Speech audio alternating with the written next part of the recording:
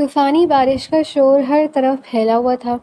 ہسپتال کے ایک کمرے میں مشینوں کی چلتی آواز اس رات کو الگ ہی خوف میں مبتلا کیے ہوئی تھی۔ زویا ہسپتال کے کوریڈور میں بے صبری سے ٹہل رہی تھی کہ اچانک کمرے کا دروازہ کھلا اور ڈاکٹر ہاتھوں سے گلوز اتارتا باہر آیا۔ ڈاکٹر، میری ماں کیسی ہے اب؟ زویا آنکھوں میں موجود آنسوؤں پر قابو پاتے ہوئے ہمت سے بولی تھی۔ دیکھیے مس زویا، آپ کی والدہ کی حالت بہت خراب ہے۔ اگر کچھ دنوں کے اندر اندر ان کو آپریشن نہ کروایا گیا تو یہ مر بھی سکتی ہیں۔ ڈاکٹر صفدر نے لہجے میں افسوس سموئے کہا تھا۔ ڈاکٹر، آپریشن میں کتنا خرچ آئے گا؟ زویا نے ڈرتے ڈرتے پوچھا۔ تقریباً 5 لاکھ۔ اس سے پہلے کہ ڈاکٹر مزید کچھ کہتا، نرس بھاگتی ہوئی آئی تھی۔ ڈاکٹر، ایک ایمرجنسی کیس آیا ہے، جلدی چلیے۔ ڈاکٹر صفدر نرس کے پیچھے چل پڑا جبکہ زویا وہیں ساکت کھڑی رہ گئی۔ 5 لاکھ؟ وہ زیر لب بڑبڑائی۔ باہر بارش کی شدت بڑھ چکی تھی اور اندر زویا کے دل میں طوفان کا شور مچا ہوا تھا۔ طوفانی بارش میں وہ سڑکوں پر یہاں وہاں گھوم رہی تھی۔ تھک ہار کر وہ ایک بینچ پر جا بیٹھی۔ اس کے ذہن میں بار بار ڈاکٹر صفدر کی کہی بات گونج رہی تھی۔ وہ انہی خیالوں میں گم تھی کہ ایک گاڑی اس کے پاس آ کر رکی۔ اس میں سے ایک آدمی نکل کر اس کے قریب آ کر کھڑا ہوا۔ خود پر اچانک چھتری کا سایہ محسوس کر کے اس نے نظریں اٹھا کر سامنے دیکھا تو اس کی آنکھیں حیرت سے پھیل گئیں، مگر اگلے ہی لمحے اس کے اندر کی اداسی اس کی آنکھوں سے برسنے لگی۔ اگر تم چاہو تو میں تمہاری مدد کر سکتا ہوں، اس شخص نے اس کی طرف دیکھتے ہوئے کہا تھا، جس پر زویا نے سوالیہ نظروں سے اسے دیکھا تھا۔ تمہیں میرا ایک کام کرنا ہوگا۔ کیسا کام؟ زویا نے اپنی آنکھوں سے نکلتے آنسو صاف کرتے ہوئے پوچھا تھا۔ تمہیں ایک شخص کی جاسوسی کرنی ہوگی۔ وہ کہاں جاتا ہے، کیا کرتا ہے، ہر ایک چیز کی ساری انفارمیشن مجھے پہنچانی ہوگی۔ بدلے میں تم جتنے پیسے کہو گی میں تمہیں دوں گا، مگر میں ایسا کچھ بھی نہیں کر سکتی۔ اس سے پہلے بھی میں نے تمہارے کہنے پر یہ کام کیا تھا اور میں اپنی جان کی بازی ہارتے ہارتے بچی تھی۔ زویا بھرائی ہوئی آواز سے بولی تھی، جس پر وہ شخص ہنس پڑا تھا۔ سوچ لو، اگر یہ کام نہ کیا تو تمہاری ماں بر بھی سکتی ہے۔ میں تمہیں 5 لاکھ ایڈوانس دوں گا۔ تمہارے مشن پر جانے سے ایک دن پہلے میں ڈاکٹر کو سارے پیسے دے کر تمہاری ماں کے علاج کروا دوں گا۔ اس کے بعد جب تم میرا کام ختم کر لو گی باقی کے پیسے تمہیں بعد میں دے دوں گا، مگر یاد رہے کام میرا ہر حال میں مکمل کرنا ہوگا۔ وہ شخص آنکھ میں شیطانی مسکراہٹ لیے بولا تھا۔ زویا جب اس شخص کو دیکھ رہی تھی تو اس کے کہے الفاظ اس کے ذہن میں گونج رہے تھے۔ اسے اپنی ماں کی جان بچانی تھی کیونکہ اس دنیا میں اس کی ماں کے علاوہ اس کا کوئی بھی نہیں تھا۔ ٹھیک ہے، مجھے منظور ہے۔ کیا کرنا ہوگا؟ کیا کرنا ہوگا یہ تو میں تمہیں وقت پر بتاؤں گا، فی الحال تیاری کر لو۔ وہ ایک بیگ زویا کے تھماتے ہوئے بولا تھا اور خود وہاں سے نکل کر چلا گیا تھا۔ زویا وہ بیگ لے کر اپنے گھر کی طرف چل دی۔ گھر پہنچ کر اس نے بیگ چارپائی پر رکھا، اپنے کپڑے نکالے اور واش روم میں تبدیل کرنے کے لیے چلی گئی۔ تھوڑی دیر میں وہ باہر آئی تو آسمان ابھی ابھی برس رہا تھا۔ اس نے اداس نگاہوں سے آسمان کو دیکھا، پھر چل کر پاس پڑے بیگ کے قریب بیٹھ گئی۔ بیگ کھولتے اس نے سامنے اسٹرنگ آپریشن کا کچھ سامان آیا اور ساتھ ہی ایک تصویر تھی جس کے پیچھے لکھا تھا ٹارگٹ۔ وہ سمجھ گئی تھی کہ اسے اب کیا کرنا ہے۔ اگلی صبح زویا جلدی جلدی اٹھ گئی تھی۔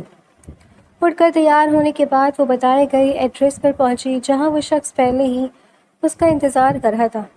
اسے وہاں آتا دیکھ کر اس نے ایک زوردار قہقہہ لگایا اور بولا تھا، جانتا تھا تم ضرور آؤ گی، آخر تمہاری ماں کی زندگی اور موت کا جو سوال ہے۔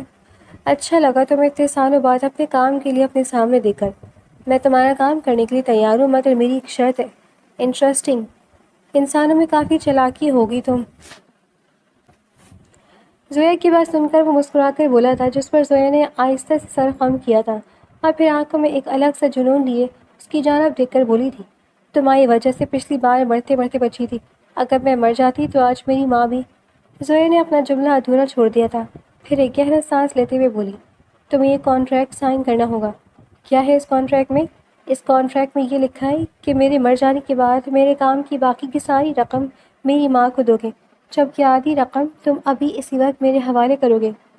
صرف اتنا ہی نہیں، تمہارے کام کے سلسلے میں جتنی دیر تک میں گھر سے باہر آؤں گی تب تک تمہارا کوئی نہ کوئی آدمی میری ماں کو دیکھ بھال کرے گا، کیونکہ اس حال میں میری ماں کو میری زیادہ ضرورت ہے، اور اگر میں وہاں نہ رہی تو میری جگہ کوئی تو ہونا جو ان کا خیال رکھے۔ واہ واہ واہ، کیا بات ہے! تم اس زویا ہم ہی سب سے کچھ سیکھ کر ہم ہی پر دباؤ بیچ ڈال رہی ہیں۔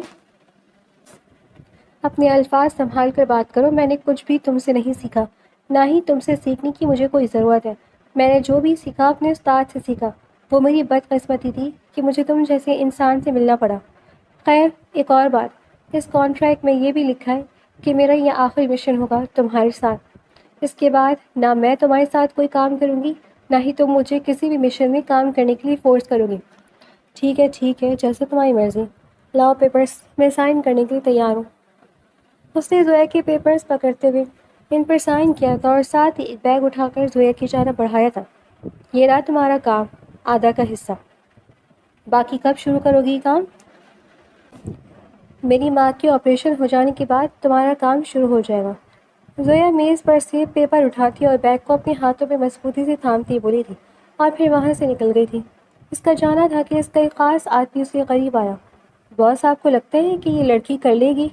کیونکہ یہ جس شخص کے اسٹرنگ آپریشن کے لیے جا رہی ہے وہ بہت ہی خطرناک اور چلاک قسم کا انسان ہے۔ فکر مت کرو، اگر وہ چلاک ہے تو یہ بھی لومڑی کی چال چلنا جانتی ہے۔ ارے اچھوں کو دھول چٹا چکی ہے یہ، اور ویسے بھی جس سے اس نے ٹریننگ لی ہے نا، اس کے آگے کسی کی بھی نہیں چلتی، اور اگر یہ مر بھی گئی تو ہمارا ہی بھلا ہے، ہمیں پیسے نہیں دینے پڑیں گے۔ وہ مسکرا کر بولا تھا، جبکہ دور کھڑی زویا اپنے ہاتھ میں پکڑے بیگ کو دیکھ کر طنزیہ انداز میں مسکرا رہی تھی۔ صاحب جی، ناشتہ تیار ہے، آ کر ناشتہ کر لیں۔ ٹھیک ہے، میں آ رہا ہوں۔ جلدی آ جائیں، آپ نے میٹنگ کے لیے بھی جانا ہے، بہت دیر ہو چکی ہے۔ آ رہا ہوں، یوسف شاہ اپنے ملازم سے کہتا وہ اپنی کرسی کی پشت سے ٹیک لگا چکا تھا۔ ایک ہاتھ میں پکڑی سگریٹ، دوسرے ہاتھ میں پکڑا موبائل، اور آنکھوں میں موجود وحشت اس کمرے کے ماحول کو خوفزدہ کر رہی تھی۔ گھر کے کسی بھی ملازم میں ہمت نہیں تھی کہ وہ یوسف شاہ کے کمرے کی جانب قدم بھی بڑھا سکے۔ وہ جب بھی اس کمرے میں آتے انہیں دہشت کا احساس ہوتا تھا، مگر بخشو چچا وہ واحد انسان تھے جو یوسف شاہ کے لیے بے حد قریب تھے۔ یوسف شاہ نے سگریٹ کو ایش ٹرے میں رکھا، موبائل کی اسکرین آن کرتے ہوئے وہاں پر جگمگاتے میسج کو دیکھا اور اٹھ کر اپنی الماری سے سوٹ نکالتا واش روم میں قید ہو گیا۔ خان، جلدی سے ناشتہ میز پر لگا دیں، صاحب جی آنے والے ہیں۔ بخشو چچا کے کہنے پر خان نے جلدی سے میز پر ناشتہ سجایا تھا۔ اسے ناشتہ لگا 2 ہی منٹ ہوئی تھی کہ یوسف شاہ سامنے سے آتا دکھائی دیا۔ کالے رنگ کے لباس میں بالوں کو خوبصورت سے سجائے، ہاتھوں پر برینڈڈ گھڑی پہنے اور چال میں ایک عجبی کمال دکھائے، وہ تمام ملازموں کو ہر بار حیران کر دیتا تھا۔ وہ باہر سے جس قدر معصوم اور خوش مزاج لگتا تھا، اندر سے وہ اتنا ہی خطرناک تھا۔ ملازم کچھ پل اس کے سحر میں جکڑے سے گئے تھے، اور اگلے ہی پل انہوں نے ہوش آنے پر ایک دوسرے کی جانب دیکھا اور وہاں سے ایسے غائب ہوئے جیسے گدھے کے سر سے سینگ۔ یوسف شاہ میز پر آ کر بیٹھا تو اس کا فون بج اٹھا، جسے کان سے لگا کر وہ باتوں میں مصروف ہو گیا۔ بخشو چچا نے اس کے سامنے ناشتہ لگایا اور اس کے ہاتھ سے موبائل پکڑ کر سائی پر رکھ دیا۔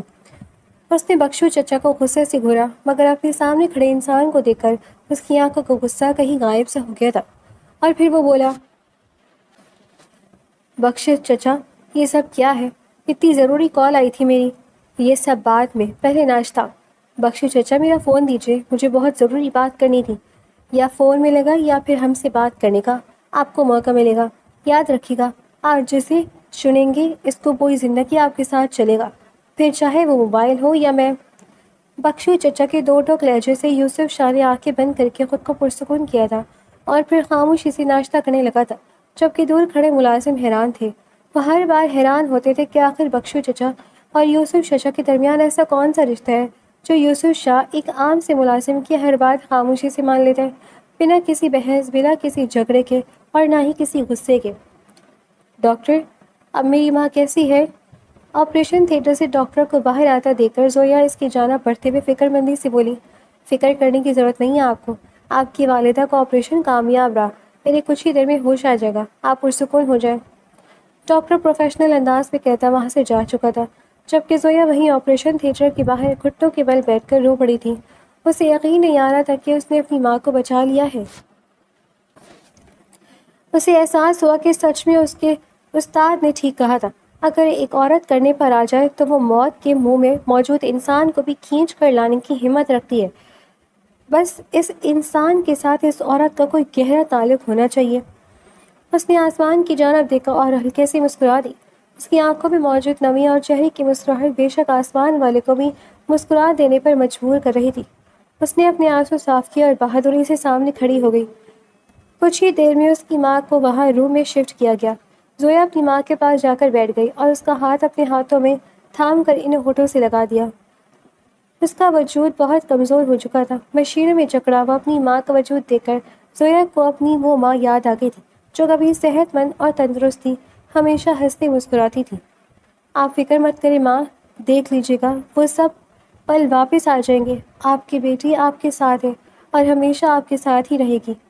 زویا نے اپنی ماں کے ماتھے پر محبت سے ہاتھ رکھتے ہوئے کہا تھا۔ وہ کافی دیر تک وہاں بیٹھی رہی جب اچانک اس کی ماں نے آنکھیں کھولی تھیں۔ اپنے سامنے اپنی بیٹی کو دیکھ کر ان کی آنکھوں سے آنسو ٹوٹ کر بہنے لگے تھے۔ آہستہ سے ہاتھ اٹھا کر وہ اسے تھامنا چاہتی تھی۔ زویا نے فوراً سے اپنا ہاتھ بڑھا کر ماں کے ہاتھ میں پکڑا دیا۔ آپ آرام کریں، آپ کو آرام کی ضرورت ہے، میں یہیں ہوں آپ کے پاس۔ میٹھا اور مدھم لہجہ سنتے ہی اس کی ماں کے چہرے پر نرم سی مسکراہٹ نمودار ہوئی تھی۔ اچانک اس کی والدہ کا دھیان اس کے پہنے گئے عجیب سے لباس کی طرف گیا جس پر وہ حیران ہوتے ہوئے بولی، یہ کیا ہے؟ یہ سب کیا پہنا ہے تم نے؟ اس کی ماں مشکل سے ہی اپنے الفاظ ادا کر پائی تھی، جس پر زویا نے آہستہ سے کہا، فکر مت کریں، ایک ہوٹل میں ویٹریس کی نوکری ملی ہے، یہ وہی کا یونیفارم ہے۔ آپ بس جلدی سے ٹھیک ہو جائیں پھر ہم گھر چلیں گے۔ آپ آرام کریں، میں ڈاکٹر سے مل کر آتی ہوں۔ زویا ان کا ہاتھ بستر پر رکھتے وہاں سے اٹھ کر چلی گئی تھی۔ باہر آتے ہی اس کی آنکھوں سے آنسو نکل رہے تھے۔ اس نے اپنی ماں سے جھوٹ کہا تھا، مگر وہ کر بھی کیا کر سکتی تھی؟ اس کے علاوہ اس کے پاس کوئی دوسرا راستہ بھی نہیں تھا۔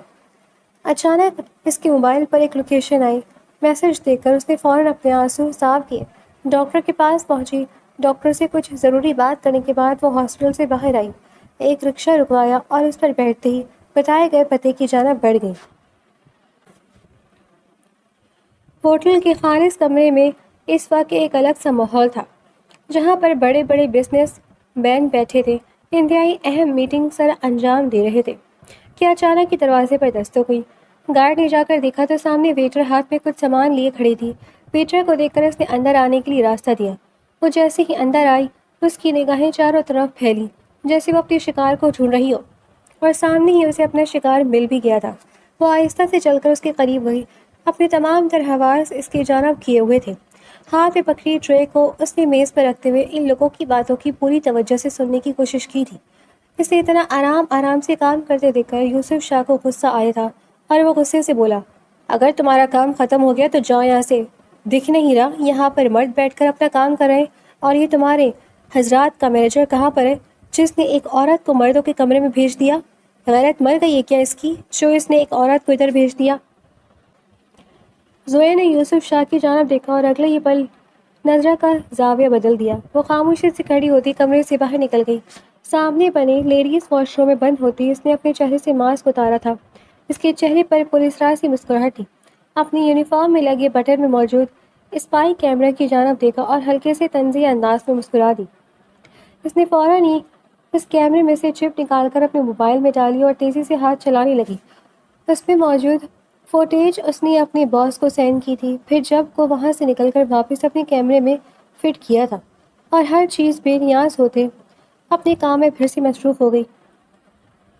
جبکہ دوسری جانب یوسف شاہ نے خوشی خوشی اس پروجیکٹ کو سائن کر لیا تھا۔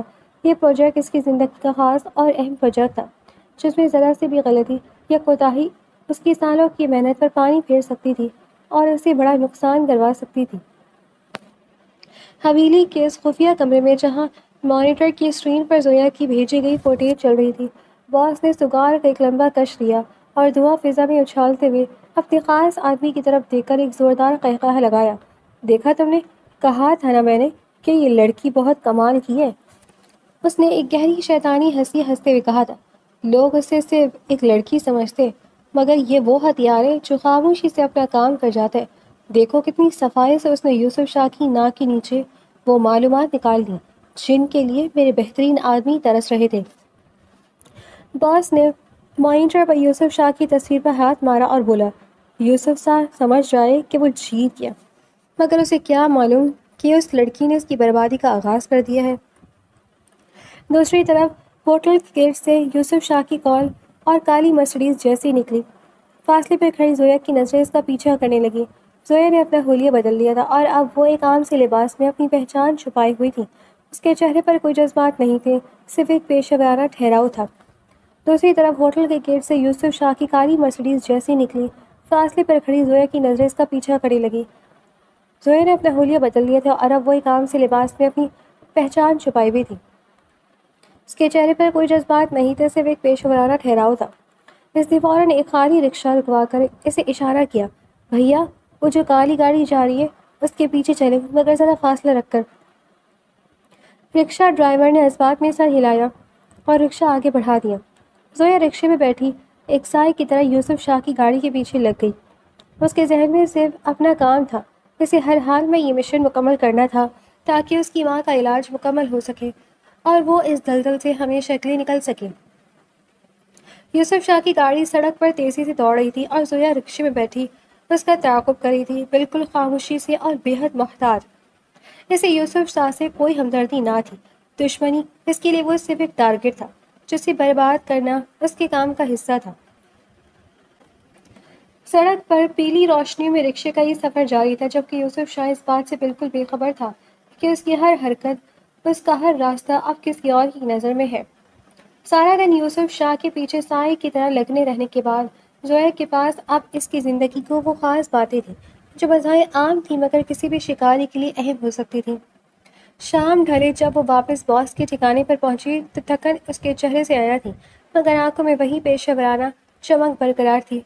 میرا کام ختم ہوا، یہ رہی آج کی ساری تفصیلات، زویا نے ایک فائل میز پر پٹکتے ہوئے سپاٹ لہجے میں کہا۔ باس نے فائل اٹھائی، چند پتے الٹے اور پھر ایک گہری مسکراہٹ کے ساتھ زویا کی طرف دیکھا۔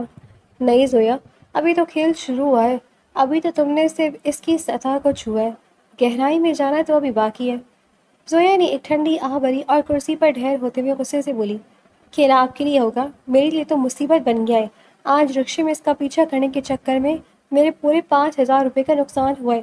پتہ نہیں کیسا عجیب انسان ہے، کہیں ایک جگہ ٹک کر بیٹھتا ہی نہیں ہے، کبھی ایک میٹنگ تو کبھی دوسرا بزنس دورہ۔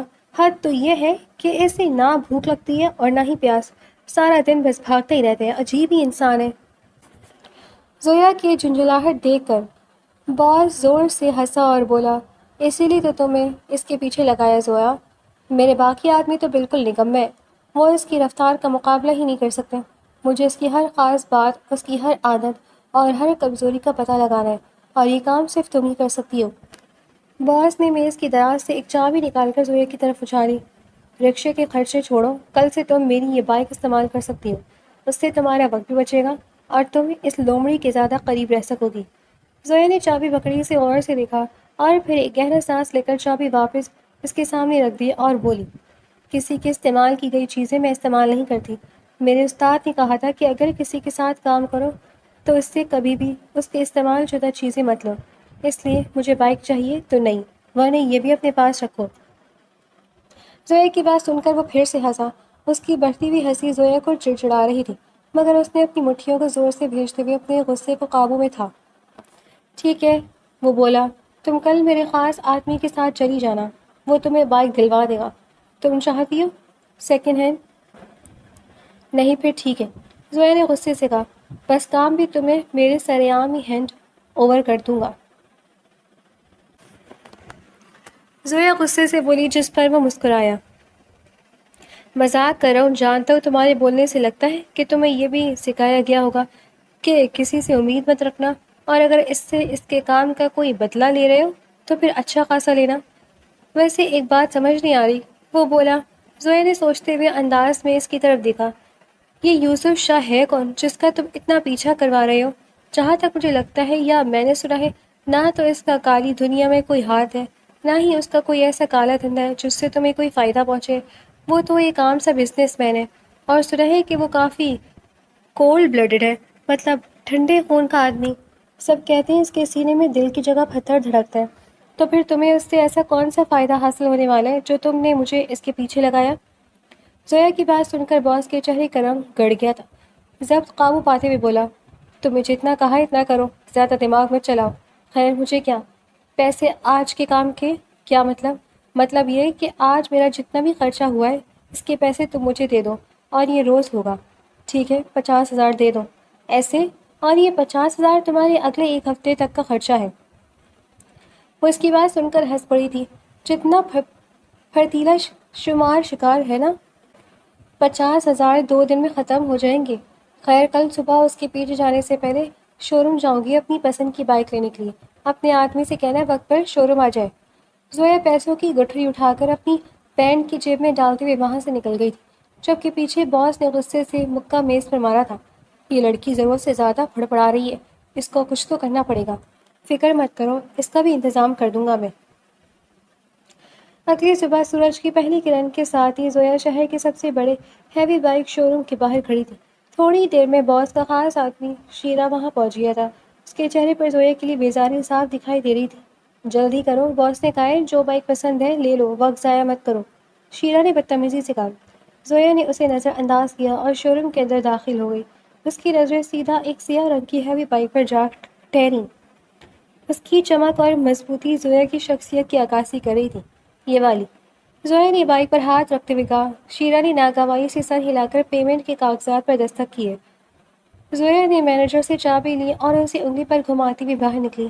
بائک سڑک پر کھڑی دھوپ میں چمک رہی تھی۔ زویا نے بائک پر ہاتھ پھیرا، اسے محسوس کیا اور پھر ایک جست لگا کر اس پر سوار ہو گئی۔ اس نے سیاہ رنگ کا فل فیس ہیلمٹ اٹھایا۔ اس کے چہرے پر اس وقت کوئی جذبات نہیں تھے، صرف ایک ٹھہراؤ تھا جو کسی بڑے طوفان سے پہلے کا ہوتا ہے۔ جیسے ہی اس نے ہیلمٹ پہنا اور اس کا شیشہ نیچے گرایا، زویا کا وجود مکمل طور پر ایک پراسرار سائے میں بدل گیا۔ اب وہ کوئی عام لڑکی نہیں بلکہ ایک ایسی شکاری تھی جس کا نشانہ چوکنا ناممکن تھا۔ اس نے بائک سٹارٹ کی، انجن کی گونج نے شو روم کے باہر کے خاموش ماحول کو چیر کر رکھ دیا تھا۔ ایک زوردار ریو کے ساتھ اس نے کلچ چھوڑا اور بائک کسی کالے تیر کی طرح سڑک کو چیرتی ہوئی نکل گئی۔ ہوا اس کے ہیلمٹ سے ٹکرا کر پیچھے ہٹ رہی تھی۔ اس نے موبائل کی اسکرین پر یوسف شاہ کی لوکیشن آن کی۔ وہ ایک بار پھر اس کے تعاقب میں تھی، مگر آج اس کے پاس رکشے کی موجودگی نہیں تھی بلکہ اپنی مرضی کی رفتاری تھی۔ آج کا دن یوسف شاہ کے لیے بہت بھاری ہونے والا تھا، کیونکہ زویا اسے برباد کرنے کے لیے نہیں بلکہ اسے اس کی اوقات یاد دلانے کے لیے ایک نئے روپ میں نکل پڑی تھی۔ بائک کی رفتار بڑھاتے ہوئے اس کے ذہن میں اپنے استاد کا آخری جملہ گونجا، شکار کا پیچھا تب تک کرو جب تک وہ تھک کر خود کو تمہارے حوالے نہ کر دے۔ 1 مہینہ بیت چکا تھا اور یوسف شاہ کی سلطنت کے در و دیوار ہلنے لگے تھے۔ کبھی اس کا کوئی بڑا شپمنٹ پکڑا جاتا ہے، کبھی بینک اکاؤنٹس منجمد ہو جاتے، تو کبھی اہم ترین ڈیٹیلز آخری وقت پر ہاتھ سے نکل جاتی۔ وہ ایک ایسی پراسرار بربادی کا سامنا کر رہا تھا جس کا کوئی چہرہ نہیں تھا۔ رات کے پچھلے پہر یوسف شاہ اپنے کمرے میں ساکت بیٹھا تھا۔ کمرہ سگریٹ کے دھوئیں سے بھرا ہوا تھا اور ایش ٹرے ٹوٹی ہوئی سگریٹوں سے اٹی پڑی تھی۔ اس کی آنکھوں کی وحشت آج اپنے عروج پر تھی۔ صاحب جی بس کریں، خود کو کیوں ہلاک کر رہی ہیں؟ بخشو چچا کمرے میں داخل ہوتے ہوئے فکر مندی سے بولے۔ یوسف شاہ نے ایک لمبا کش لیا اور دھواں فضا میں اچھالتے ہوئے بھرائی ہوئی آواز میں بولا، پتہ نہیں بخشو چچا کون ہے وہ جو سائے کی طرح میرے پیچھے پڑ گیا، جو میری سالوں کی محنت کو خاک میں ملا رہا ہے۔ بس ایک بار وہ میرے ہاتھ لگ جائے، اس کی جان نکالوں گا میں۔ بخشو چچا نے اس کے کندھے پر ہاتھ رکھا اور دھیرے سے کہا، ہو سکتا ہے تمہارے دشمنوں نے تم پر نظر رکھی ہو، کوئی بہت ہوشیاری سے تمہاری ہر حرکت نوٹ کر رہا ہے۔ کیا مطلب؟ یوسف شاہ نے چونک کر انہیں دیکھا۔ مطلب یہ کہ کوئی ہے جو تمہاری بہت قریب ہے مگر تم اسے دیکھ نہیں پا رہے ہو۔ ہوشیاری سے کام لینا صاحب جی، دشمن جب سائے کی طرح ساتھ چلنے لگے تو وہ سب سے زیادہ خطرناک ہوتا ہے۔ بخشو چچا تو چلے گئے مگر یوسف شاہ پوری رات کروٹیں بدلتا رہا۔ اس کے ذہن میں پچھلے 1 مہینے کے تمام واقعات کسی فلم کی طرح چلنے لگے۔ اچانک اس کے ذہن میں ایک دھماکہ ہوا، ایک سیاہ ہیوی بائک، وہ بائک جو اکثر اس کی روٹ پر دکھائی دیتی تھی، جسے اس نے اتفاق سمجھ کر نظر انداز کر دیا تھا۔ اگلی صبح اس نے اپنے خاص آدمی کو کام پر لگایا اور چند ہی گھنٹوں میں اس کے سامنے ساری تفصیلات تھیں۔ زویا، وہ لڑکی جو اس کی بربادی کا اسکرپٹ لکھ رہی تھی۔ اگلے دن یوسف شاہ پوری تیاری کے ساتھ گھر سے نکلا۔ زویا اپنی روٹین کے مطابق ہیلمٹ پہنے اس کا پیچھا کری تھی۔ یوسف شاہ کی گاڑی ایک عالیشان ہوٹل کے سامنے رکی، وہ اترا اور اندر چلا گیا۔ زویا نے دور بائک کھڑی کی اور ہوٹل کے عقبی حصے سے ہوتی ہوئی اس ہال کے قریب پہنچی جہاں یوسف شاہ کسی سے گہری گفتگو میں مصروف تھا۔ زویا اپنی جگہ چھپ کر بہت غور سے اسے دیکھ رہی تھی۔ اس کا پورا دھیان یوسف شاہ کی باتوں پر تھا۔ اسے لگ رہا تھا کہ آج وہ کوئی بہت بڑا راز جان لے گی، مگر وہ یہ بھول گئی تھی کہ آج شکاری خود جال بچھا کر بیٹھا ہے۔ اچانک زویا کو اپنے پیچھے کسی کی موجودگی کا احساس ہوا۔ اس سے پہلے کہ وہ مڑ کر دیکھتی، ایک زوردار وار اس کے سر کے عقبی حصے پر ہوا۔ ایک تڑپاہٹ کے ساتھ زویا کی آنکھوں کے سامنے اندھیرا چھا گیا اور وہ وہیں بے ہوش ہو کر پڑ گئی۔ یوسف شاہ ہال سے باہر نکلا، اس کے چہرے پر وہی سرد اور پتھر جیسی مسکراہٹ تھی جس کا ذکر زویا نے باس سے کیا تھا۔ اٹھا لو اسے۔ یوسف شاہ نے اپنے آدمی کو سپاٹ لہجے میں حکم دیا اور سیدھا میرے گھر کے بیسمنٹ میں لے جاؤ۔ میں اسے بتاتا ہوں کہ جس پتھر سے یہ ٹکرائی ہے وہ کتنا بھاری ہے۔ زویا کو بے ہوشی کی حالت میں اٹھا کر گاڑی میں ڈال دیا گیا۔ اب کھیل کا میدان بدل چکا تھا۔ اب کوئی جاسوسی نہیں تھی، کوئی بائک نہیں تھی، اب صرف یوسف شاہ کا وہ تاریک بیسمنٹ تھا اور ایک قید میں آئی ہوئی زویا۔ اچانک زویا کی آنکھ کھلی تو اس نے خود کو ایک اندھیرے کمرے میں پایا۔ اسے اندھیرے سے ہمیشہ خوف آتا تھا۔ وہ کانپتی آواز سے بولی، کوئی ہے؟ پلیز بچاؤ، کوئی تو بچاؤ مجھے۔ وہ روتے ہوئے خوف و ہراس میں چیخ رہی تھی جب بیسمنٹ کا دروازہ کھلا اور یوسف شاہ اندر داخل ہوا۔ یوسف شاہ کے قدموں کی چاپ بیسمنٹ میں چھائی خاموشی کو عجیب طرح سے توڑ رہی تھی۔ زویا کا خون جیسے جم گیا تھا۔ یوسف شاہ کو اپنے سامنے دیکھ کر وہ حیران اور پریشان اپنی سانسیں روک گئی تھی۔ اس نے یہ مشن اپنی ماں کی زندگی بچانے کے لیے کیا تھا، مگر وہ نہیں جانتی تھی کہ وہ اتنی بڑی مصیبت میں پھنس جائے گی۔ یوسف شاہ جیسے ہی اس کے سامنے بیٹھا، زویا کا جسم لرزنے لگا۔ اسے اپنے ہاتھ پاؤں ٹھنڈے ہوتے ہوئے محسوس ہوئے۔ اس کے چہرے سے ٹھنڈا پسینہ ٹپک رہا تھا۔ اس کی آنکھوں کا خوف صاف طور پر یوسف شاہ کو محسوس ہو رہا تھا۔ اچانک یوسف شاہ کی سرد آواز گونجی، مجھے شکل سے تو تم بہت معصوم لگتی ہو اور کم عمر بھی، مگر گناہ تم نے ناقابل معافی کیا ہے اور اس کی سزا تمہیں لازمی ملے گی۔ یوسف شاہ کی بات سن کر اس نے سر نفی میں ہلایا۔ اس سے پہلے کہ یوسف شاہ اسے کچھ سزا دیتا وہ بے ہوش ہو گئی۔ یوسف شاہ نے حیرانی سے اس کے چہرے کی جانب دیکھا اور اس کی آنکھیں اس کے چہرے پر ٹھٹک کر رک گئی تھیں۔ کچھ دیر بعد جب اسے ہوش آیا تو اس نے خود کو ایک نرم ملائم بستر پر موجود پایا۔ آہستہ آہستہ جب اس کے اعصاب درست ہوئے تو اسے احساس ہوا کہ وہ پکڑی جا چکی ہے۔ اس نے خود کو مکمل طور پر پرسکون کیا اور تیار کیا کہ اگلے شخص کا سامنا کرے گی۔ وہ اس کا انتظار کرتی رہی مگر وہ نہ آیا۔ اگر کوئی آیا تو اس کی بھیجی ہوئی ملازمہ، بی بی جی، صاحب جی نے آپ کے لیے کچھ کپڑے رکھے ہیں، یہ پہن لیجیے۔ مجھے یہ کپڑے نہیں پہنے۔ جاؤ، جا کر اپنے صاحب جی کو بلا کر لاؤ، آج تو اس سے ہمارا سامنا ہو کر رہے گا۔ بی بی جی، وہ ضروری کام سے باہر چلے گئے ہیں، کہہ رہے تھے کہ آپ کو کھانا بھی دے دو اور یہ کپڑے بھی تاکہ آپ تبدیل کر لیں۔ زویا نے اپنے سامنے کھڑی ملازمہ کو ایک نظر دیکھا اور پھر اس کے ہاتھ سے کپڑے لیتے ہوئے واش روم کی طرف بڑھ گئی۔ کپڑے تبدیل کر کے آنے کے بعد وہ ڈریسنگ ٹیبل کے سامنے کھڑی اپنے بال درست کر رہی تھی جب اسے پیچھے ایک جانی پہچانی تصویر نظر آئی۔ اسے دیکھ کر اس کی سانسیں جیسے تھم گئی۔ وہ تصویر دھندلی سی سہی مگر وہ لاکھوں میں بھی پہچان لیتی تھی۔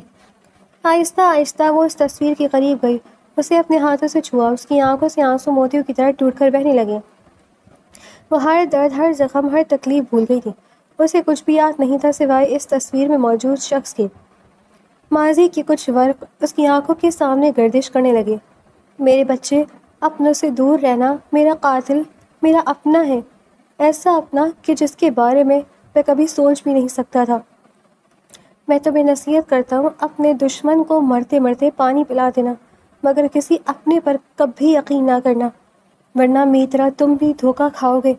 یہاں سے چلے جاؤ کسی ایسی جگہ پر جہاں کوئی تمہیں تلاش نہ کر سکے، مگر مجھ سے وعدہ کرو تم نے جو بھی باتیں سنی ہیں یہ کسی سے نہیں کہو گی، کسی سے بھی نہیں، ورنہ سچ جان کر وہ تمہیں جان سے مار دے گا۔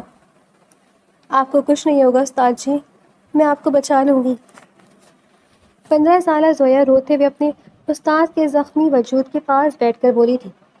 اس کے استاد نے اکھڑتی سانسوں سے کہا تھا، میرے بچنے کا اب کوئی چارہ نہیں، مجھ سے وعدہ کرو میرے قاتل کو تم سزا دو گی، اسے ڈھونڈ کر نکالو گی، ایسی عبرتناک موت کہ سب سوچنے پر مجبور ہو جائے۔ اچانک ان کا سانس ٹوٹ گیا۔ زویا نفی میں سر ہلاتے ہوئے چیخ رہی تھی، آپ کو کچھ نہیں ہوگا استاد جی، میں وعدہ کرتی ہوں میں آپ کے قاتلہ کو ڈھونڈ کر نکالوں گی۔ اور پھر وہ جسم خاموش ہو گیا۔ روح خالق کی حقیقی سے جا ملی تھی۔ زویا روتی رہی، چیختی رہی، گڑ گڑاتی رہی، مگر جانے والا کبھی واپس نہیں آتا۔ اس کی ماں اسے وہاں سے لے گئی تھی۔ استاد جی کی آخری باتیں وہ کبھی بھول نہیں سکی تھی۔ اس لیے زویا نے تعلیم مکمل کی اور بعد میں اس کا رابطہ استاد کے خاص آدمی سے ہوا جس نے اسے انڈر کور کئی کیسز دیے۔ یہ پولیس یا ایف آئی اے کے کیس نہیں تھے، بلکہ ذاتی دشمنیوں کے کیس تھے۔ زویا انہیں صرف اس لیے حل کرتی رہی تاکہ وہ اپنے استاد کے قاتل تک پہنچ سکے، اور اس کا باس اس کا واحد سہارا تھا جس پر وہ شک بھی کرتی تھی مگر کوئی ثبوت نہیں تھا۔ اس کی ماں ہر روز اسے سمجھاتی تھی کہ وہ خود کو کسی مصیبت میں نہ ڈالے، مگر زویا ہر بار اسے تسلی دیتی۔ وہ انہی خیالوں میں کھوئی بھی تھی کہ اچانک دروازہ کھلا اور ملازمہ ہاتھ میں کھانا لیے اندر داخل ہوئی۔ کھانا میز پر رکھ کر اس نے زویا کی طرف دیکھا جس کی آنکھوں میں اب بھی نمی تھی۔ یہ اس کی بنائی بھی ہے؟ زویا نے آہستہ سے سوال کیا۔ ملازمہ نے گھبرا کر کہا، بی بی جی یہ تصویر واپس رکھ دیجیے، اگر صاحب جی نے دیکھ لیا نا آپ نے ان کے دادا جی کی تصویر پکڑی ہے تو وہ بہت غصے میں آ جائیں گے، انہیں بالکل پسند نہیں کہ کوئی ان کی چیزوں کو ہاتھ لگائے۔ دادا جی؟ زویا نے آہستہ سے یہ الفاظ دہرایا جیسے باقی سب الفاظ پیچھے رہ گئے ہوں۔ اس نے محبت سے تصویر کو چھوا اور واپس رکھ دیا، پھر خاموشی سے کھانا کھانے لگی۔ کھانا ختم کر کے وہ وہیں بیٹھی رہی۔ دوپہر سے شام اور پھر شام سے رات ہو گئی مگر یوسف شاہ ابھی تک واپس نہیں آیا تھا۔ رات کا پچھلا پہر تھا جب یوسف شاہ تھکا ہارا اپنے کمرے میں داخل ہوا۔ ذہنی دباؤ اور دن بھر کی الجھنوں میں وہ یہ بھول ہی چکا تھا کہ اس نے اپنے بیڈ روم میں اس جاسوس لڑکی کو قید کر رکھا ہے۔ جیسے ہی اس نے لائٹ آن کی، سامنے صوفے پر زویا کو بیٹھے دیکھ کر وہ ایک پل کے لیے ٹھڑک گیا۔ اوہ، تو تم اس کمرے میں ہو؟ یوسف شاہ نے سرد لہجے میں کہا اور بیزاری سے مڑ کر واپس جانے لگا۔ اسے ابھی اس سے کوئی بات نہیں کرنی تھی۔ خبردار، اگر تم اس کمرے سے باہر نکلے تو میں تمہاری جان نکال دوں گی۔ زویا کی گرجدار آواز کمرے میں گونجی۔ یوسف شاہ نے حیرت سے پلٹ کر دیکھا تو زویا کے ہاتھ میں وہی پھل والا چاقو تھا جو ملازمہ کھانا دیتے وقت وہیں چھوڑ گئی تھی۔ زویا کی آنکھوں میں اس وقت خون اترا ہوا تھا۔ یوسف شاہ کے لبوں پر ایک تمسخرانہ مسکراہٹ آئی۔ نو، تو اب تم جنگلی شیرنی بن گئی ہو۔ اپنی زبان بند رکھو یوسف شاہ، ورنہ میں تمہارا حال برا کر دوں گی۔ زویا نے چاقو کی دھار اس کی طرف کرتے ہوئے دھمکی دی۔ کتنی احسان فراموش ہو تم۔ یوسف شاہ اس کی طرف ایک قدم بڑھاتے ہوئے غرایا۔ ایک تو تم نے مہینوں میرا پیچھا کر کے مجھے برباد کر دیا، میرا کروڑوں کا نقصان کروایا، اوپر سے تمہاری شکل اتنی معصوم ہے کہ میں جیسا عورتوں سے نفرت کرنے والا آدمی بھی تمہیں نقصان نہیں پہنچا پایا۔ میں نے تمہیں یہاں آرام سے رکھا اور تم ہو کے مجھے جان سے مارنے کی بات کر رہی ہو۔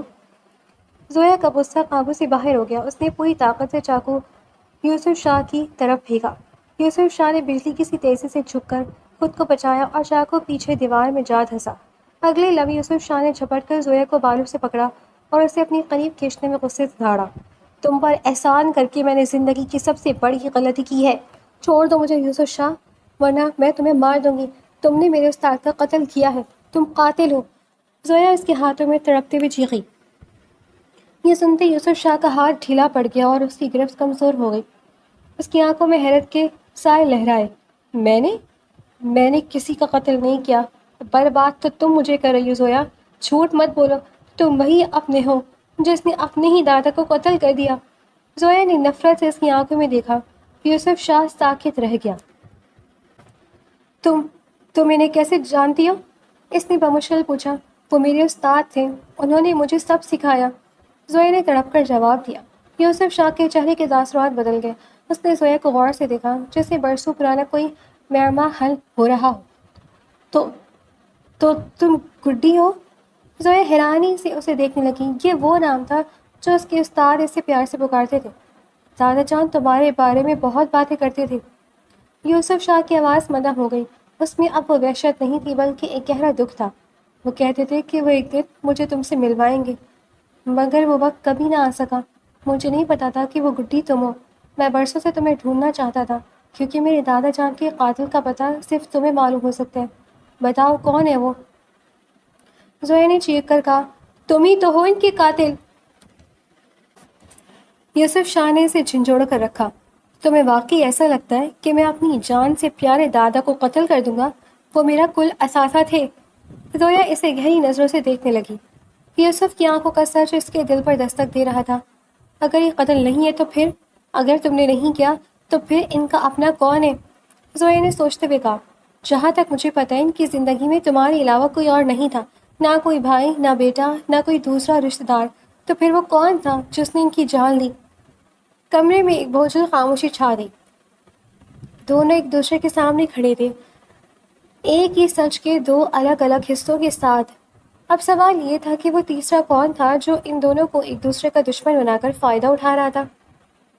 سب سے نظر بچا کر وہ جان چھڑا کر یوسف شاہ کے جنگل سے نکل گئی تھی۔ بھاگتے بھاگتے تھکتے تھکاتے وہ اپنے باس کے اڈے پر پہنچی تھی، جہاں اس کا باس پریشانی سے یہاں وہاں چل رہا تھا۔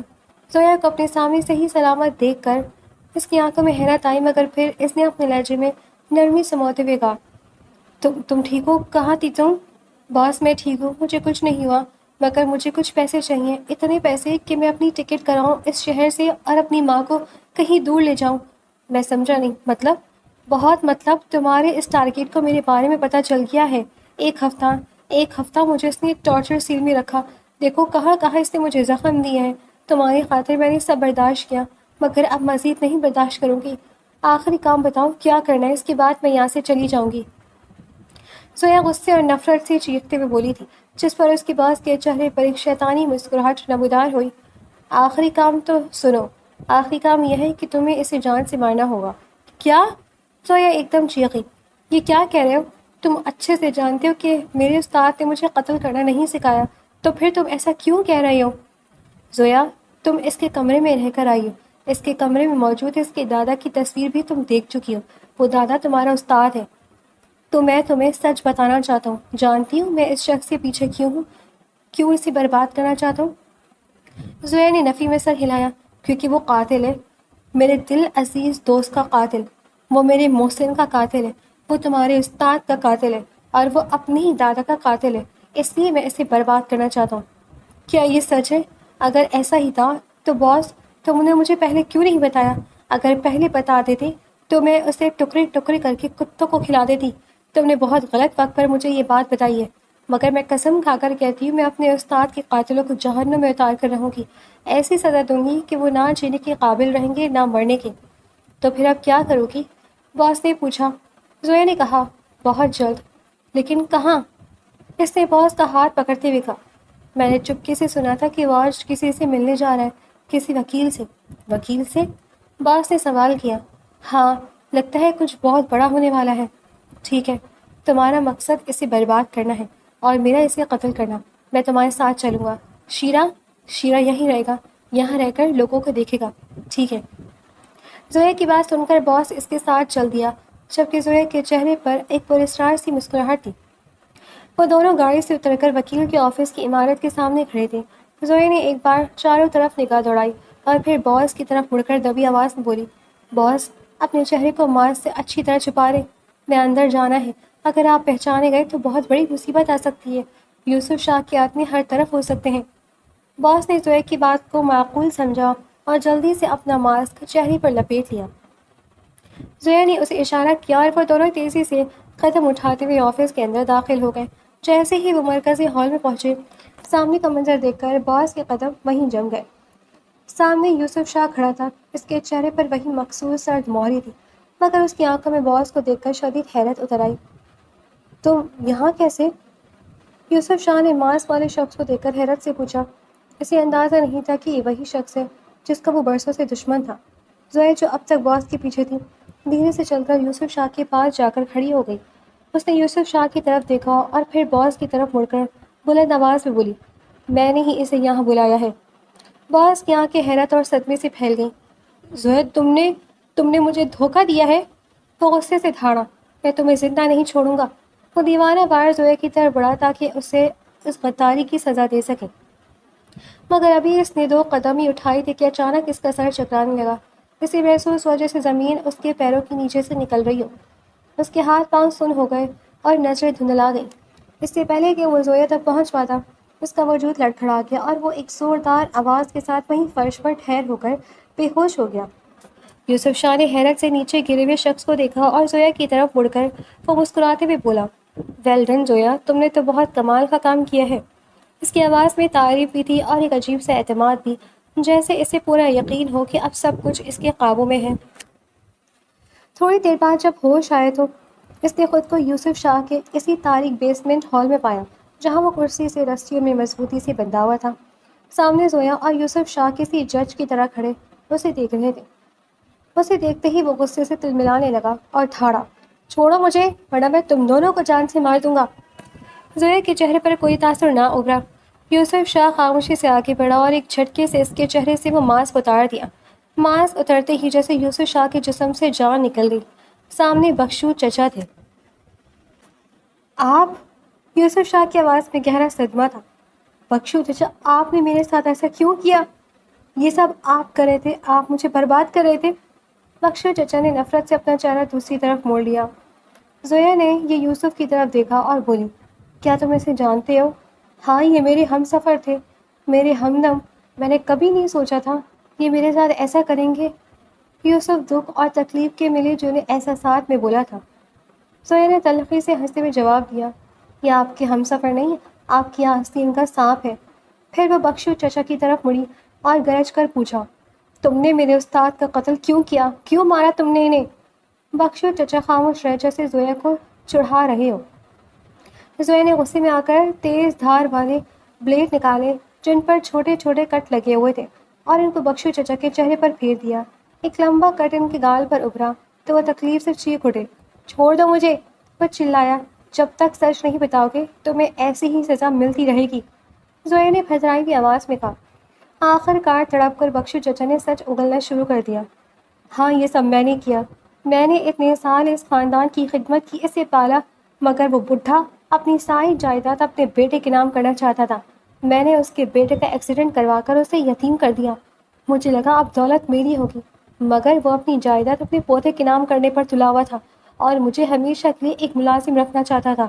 خود ہی تو اس نے کہا تھا کہ اپنا حق دشمن کے حلق سے بھی چھین لو۔ بس میں نے وہی کیا، اس کے حلق سے اپنا حق چھین لیا، مگر افسوس وہ پہلے ہی سب یوسف کے نام کر چکا تھا۔ اس لیے میں یوسف کے کھانے میں آہستہ آہستہ اثر کرنے والا زہر ملا رہا تھا تاکہ ایک دن سب ہتھیا سکوں۔ تمہیں اس کے پیچھے اس لیے لگایا تھا کہ تم مجھے اس کی ہر خبر دو، مگر تم نے مجھے دھوکہ دیا۔ زویا طنزیہ ہنسی اور بولی، جس رات اس نے مجھے قید کیا مجھے سچائی کا اندازہ ہو گیا تھا کہ اگر یہ قاتل نہیں تو پھر تم ہو، اور جب تم سے ملی تو تم نے وہی الفاظ دہرائے جو میرے استاد نے مجھے ہنٹ کے طور پر دیے تھے۔ مجھے یقین ہو گیا تھا کہ قاتل تم ہی ہو۔ یوسف شاہ، جس کا چہرہ غصے سے تمتما رہا تھا، آہستہ آہستہ اس کے قریب آیا۔ اس کے ہاتھ میں کرنٹ والی تاریں تھی۔ جیسے ہی اس نے وہ تاریں بخشو چچا کے جسم سے چھوئیں، ایک زوردار جھٹکا لگا اور وہ تڑپنے لگا۔ اس کی چیخیں بیسمنٹ کی دیواروں سے ٹکرا رہی تھیں۔ یوسف نے اچھی طرح اسے کرنٹ دینے کے بعد تاریں ایک طرف پھینک دیں۔ وہ دونوں خاموشی سے وہاں سے نکل گئے۔ دوسری طرف باس کے اڈے پر پولیس نے چھاپا مار دیا تھا اور اس کے تمام کارندے پکڑے جا چکے تھے۔ منظر تبدیل ہوا۔ زویا اور یوسف مسکراتے ہوئے زویا کی ماں کے سامنے کھڑے تھے۔ زویا کی ماں نے یوسف کو دیکھا اور پہچان کر ایک پرسکون مسکراہٹ ان کے چہرے پر پھیل گئی۔ یوسف شاہ زویا کی ماں کے قریب آیا اور بڑی عقیدت سے ان کے سر پر ہاتھ رکھ کر بولا، آپ پریشان نہ ہوں، میں نے اپنے دادا جان کے اصلی دشمن اور قاتل کو اس کے انجام تک پہنچا دیا ہے۔ اب ہمیں کسی سے کوئی خطرہ نہیں ہے۔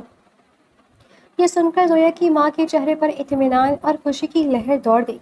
انہوں نے شکرانے کا سانس لیا، مگر پھر یوسف شاہ نے تھوڑا جھجکتے ہوئے ایک ایسی بات کہی جس نے سب کو حیران کر دیا، آپ میرے ساتھ میرے گھر میں رہیں گی؟ یوسف نے اعتماد سے کہا۔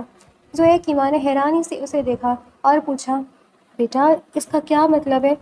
یوسف شاہ نے ایک نظر پاس کھڑی زویا پر ڈالی جس کے چہرے پر حیا کی سرخی پھیل گئی تھی۔ یوسف مسکراتے ہوئے بولا، مطلب یہ کہ میں زویا کو بچپن سے ہی پسند کرتا ہوں۔ جب دادا جان اس کے بارے میں بتاتے تھے تبھی سے میرے دل میں اس کے لیے ایک خاص جگہ تھی۔ اب میں آپ سے زویا کا ہاتھ مانگ رہا ہوں تاکہ ہم سب ہمیشہ کے لیے ایک ساتھ رہ سکیں۔ زویا کی ماں کی آنکھوں میں خوشی کے آنسو آ گئے۔ انہوں نے زویا اور یوسف دونوں کے سر پر ہاتھ رکھا۔ یوسف اور زویا کی شادی بڑی دھوم دھام سے ہوئی تھی۔ وہ دونوں ہی اس شادی سے بہت خوش تھے۔ دیکھتے ہی دیکھتے 4 سال بیت چکے تھے۔ صحن میں زویا اپنے 2 چھوٹے بچوں کے پیچھے پلیٹ ہاتھ میں لیے بھاگ رہی تھی۔